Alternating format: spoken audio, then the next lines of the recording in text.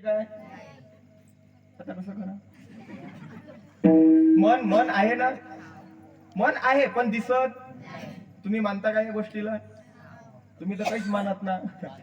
देवाला आम्ही मानत नाही, तो काय दिसते काय? समाजाचा प्रश्न आहे, समाजाचा वेल एज्युकेटेड मुलांचा प्रश्न आहे, प्राध्यापक बावनकुळेचाही प्रश्न आहे. देव दिसत नाही, देव दिसत नाही. ते सुषमाताई अंधारे तिचाही प्रश्न आहे, देव दिसत नाही, जे दिसते आम्ही तेच मानतो. मग तुला मन कुठं? मन बघून मन मन आहे ना, तुला दाखव ना. मन दिसते काय? आहे की नाही? अक्कल पाव किलो, अर्धा किलो. अक्कल कितीही असो, परंतु अक्कलचं माप माहित आहे का कोणाला किती आहे बा? पण आहे का नाही? पण तुम्हाला माहित नाही. आता तुमचं व्हाचं राहिलं, ज्याचं झालं त्याला माहित आहे. मागडचे त्याला तर कवडीची अक्कल नाही. खरी गोष्ट आहे का हे वाक्य? बरोबर आहे का? पण ते सांगता नाही येत ना चार चौकात. माघारी त्याले ना, त्याले कायची कवडीची हे माप येईन कुठून आणलं काय मी?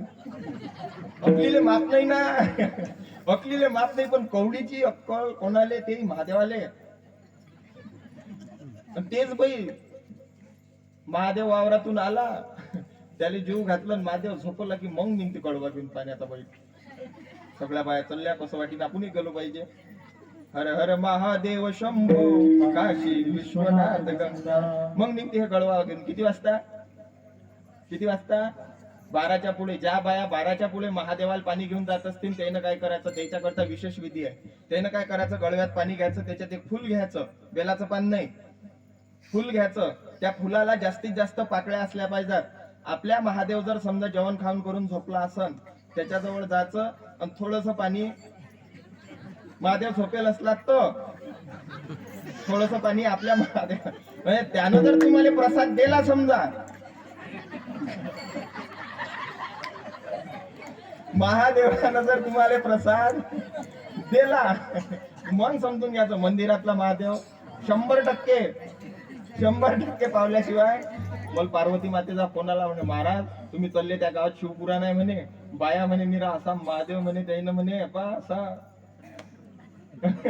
असा डोक्यावर महादेव घेतला म्हणे, त्या बायले म्हणे निरा चिता भस्म से रोज जिनका होता रूप सिंगार, देवो के तुम देवा उज्जैन के सरकार, महाकाल सरकार, महाकाल सरकार, महाकाल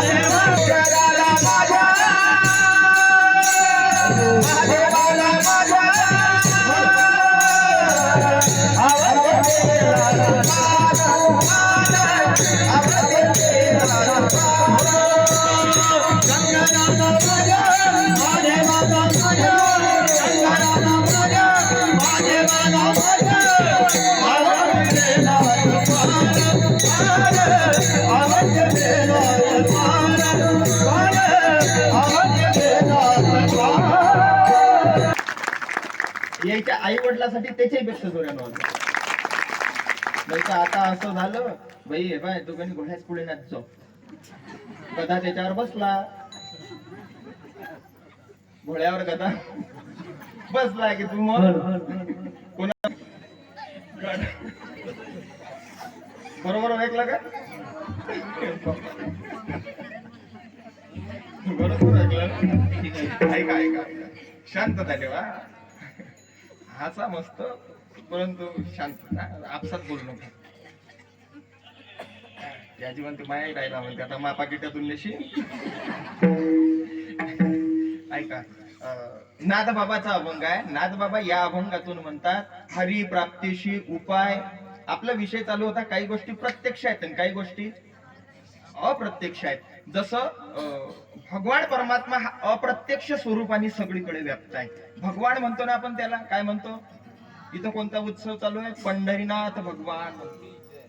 पंढरीनाथ भगवान त्याचं मंदिर आहे. त्याने मी बात काळजी नको.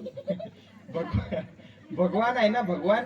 भ म्हणजे भूमी. ऐका, विनोदासहित मर्मही घेऊन जात जा, मर्म नेत जा. मी सुरुवातीला तुम्हाला सांगितलं की गुलाबजाम पाकात असते की पाकात असते, म्हणजे आताही पाक गेलाच पाहिजे, नाही तर ही गेलं घरी गेलं त्याच्यात मजा नाही, त्याच्यात मजा नाही. व्यर्थ गेलं मग जीवन, ते कीर्तन व्यर्थ गेलं. काहीतरी आताही घेत जा. हा, भगवानची व्याख्या सांगतो तुम्हाला. भगवान काय आहे? भ म्हणजे भूमी, ग म्हणजे गगन, व म्हणजे वायू, न म्हणजे नीर, नीर म्हणजे पाणी. वा. भ म्हणजे भूमी, ग म्हणजे गगन, व म्हणजे वायू, न म्हणजे नीर, नीर म्हणजे पाणी. भगवान परमात्मा प्राप्त आहे, परंतु या 4 तत्वात लपलेला आहे.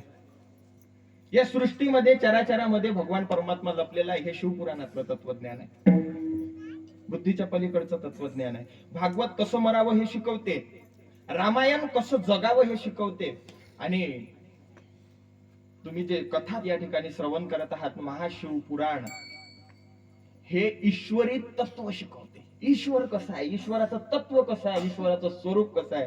तुम्ही ओंकाराची निर्मिती ऐकली असेल शिवपुराणात. ओंकाराची सुरुवात, सृष्टीची उत्पत्ती, सृष्टीची निर्मिती, महादेव कसे निर्माण होतात, पहिला ज्योतिर्लिंग. ते आजचा 6वा दिवस नाही, युद्धकांडात असाल ना आता. जसं तुमच्या शरीरामध्ये बुद्धी लपलेली आहे परंतु दिसत, मन आहे परंतु दिसत नाही, तसं या सृष्टीच्या चराचरामध्ये भगवान परमात्मा लपलेला आहे पण दिसत. मग याला जर बाहेर काढायचं असेल तर त्याकरता काय केलं पाहिजे? ज्ञानोबा म्हणतात, त्याला जर बाहेर काढायचं असेल ना, एक दृष्टांत देऊन सांगतात. मंथुनी नवनीता दुधामध्ये तूप लपलेला आहे. काय झालं? कोणा हाकललं? हळहळ कोण करून राहिलं? काही झालं? आता असं करू नका. मला वाटतं मग काय घुसीन धोत्र मागून आला